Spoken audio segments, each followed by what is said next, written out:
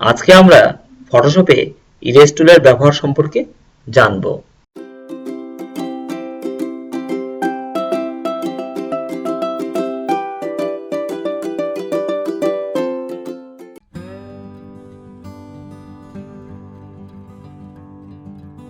Erase টুল দিয়ে কাজ করার জন্য আমরা একটি নতুন ফাইল ওপেন করি, নিউ হোয়াইট। আমরা একটি ক্যানভাস নিলাম।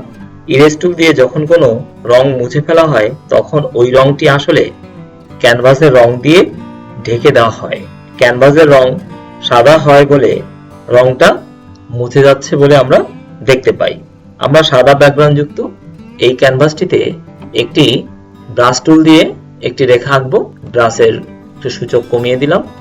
এবার আমরা একটি রেখা আঁকলাম।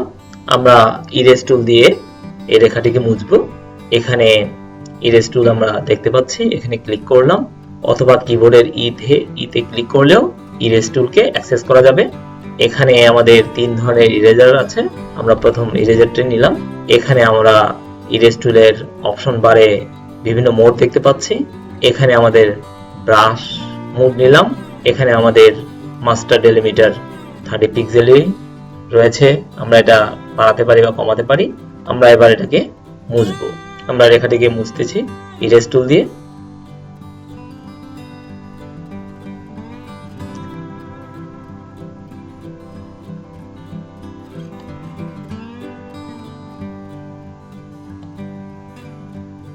আমরা দেখলাম রেখাটি সহজেই মুছে গেল। ক্যানভাসের রং সাদা ছাড়া অন্য কোনো রং হলে বিষয়টি বোঝা যাবে। এখানে আমাদের ব্যাকগ্রাউন্ড রয়েছে নীল। আমরা এই ক্যানভাসটিকে বন্ধ করে দিলাম। আমরা নতুন একটি ক্যানভাস নেব, ফাইল, নিউ। এবার এখানে ব্যাকগ্রাউন্ড কালার, ওকে। নীল ব্যাকগ্রাউন্ড যুক্ত একটি ক্যানভাস আমরা পেলাম। আমরা ক্যানভাসের এই কালারটিকে অন্য কালার দিয়ে ফিল করে নিই। আমরা এটাকে ইয়েলো, এবার ফিল বাকেট দিয়ে এটাকে পূর্ণ করে দিলাম। এবার আমরা ব্রাশ টুল দিয়ে এটার উপরে একটা রেখা রাখবো। সেই জন্য আমরা এটাকে ফ্রন্ট কালারকে ব্ল্যাক করে নিলাম, যাতে আমরা সহজেই বুঝতে পারি যে ইরেজ টুল আসলে ব্যাকগ্রাউন্ড কালারকেই ব্যবহার করে মোছার জন্য। আমরা এবার এটাতে একটি রেখা আঁকলাম।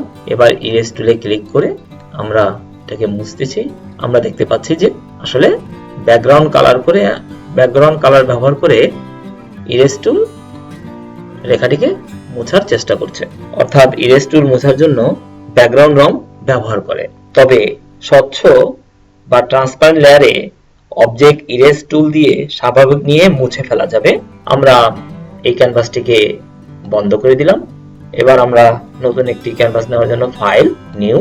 এখানে আমরা ট্রান্সপারেন্ট অন্য কিছু ঠিক রাখলাম, ওকে।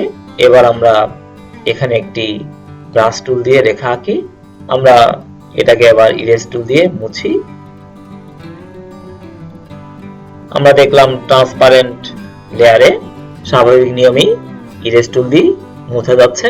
কিছু সূক্ষ্ম অংশ যদি মোছার প্রয়োজন হয়, যেমন আমাদের এখানে কিছু রয়ে গেছে, আমরা এই অংশটুকু মোছার জন্য ক্যাপস লকে আমরা চাপি, তাহলে এখানে প্লাস চিহ্ন হয়ে গেছে দেখতে পেলাম। প্লাস চিহ্ন যখন হবে তখন সূক্ষ্ম বিষয়গুলিকে আমরা সহজেই মুছতে পারবো। ক্যাপস লক বন্ধ করে দিলাম। ইরেজ টুলের অপশন বারে ড্রপ ডাউনে আমাদের তিন ধরনের মোড রয়েছে, ব্রাশ, পেন্সিল এবং ব্লক। আমরা ব্রাশের ব্যবহার আগেই দেখেছি। আমরা যদি ব্লক সিলেক্ট করি তাহলে ইরেজার ইলেকট্রনিক সংস্করণের মতো হলো দেখতে পেলাম। আমরা আবার একটি রেখা আঁকি।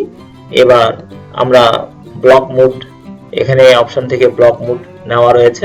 আমরা ইরেজটাকে ইলেকট্রনিক ইরেজারের মতো আমরা দেখতে পেয়েছি, রূপ নিয়েছে। আমরা এটাকে এভাবে ব্লক আকারে এখানে মোছা যাচ্ছে। আমরা যদি ব্লক মুড ছাড়া ব্রাশ ব্যবহার করি তাহলে আমরা মোছার জন্য অপাসিটি আমরা এখানে ব্যবহার করতে পারি। পেন্সিল টুলেও অপাসিটি রয়েছে। আমরা ব্রাশ টুল দিয়ে এখানে একটি রং করি, একটি রেখা আঁকি। আমরা ব্রাশের পরিমাণটা একটু বাড়িয়ে দিলাম। এবার আমরা একটু রেখা আঁকলাম। আমরা অপাসিটিকে 50% কমে দিলাম। দেখা যাক কি হয় ব্যাপারটা। ইরেজ টুল ব্যবহার করে আমরা এটা মুছে ফেলছি। আমরা দেখতে পাচ্ছি অপাসিটি ব্যবহার করতে হালকা হয়ে মুছছে, সম্পূর্ণরূপে মোছা যাচ্ছে না। তাহলে আমরা ফটোশপে কি করে ইরেজ টুল ব্যবহার করা যায় তা দেখলাম। টিউটোরিয়ালটি দেখার জন্য সবাইকে ধন্যবাদ।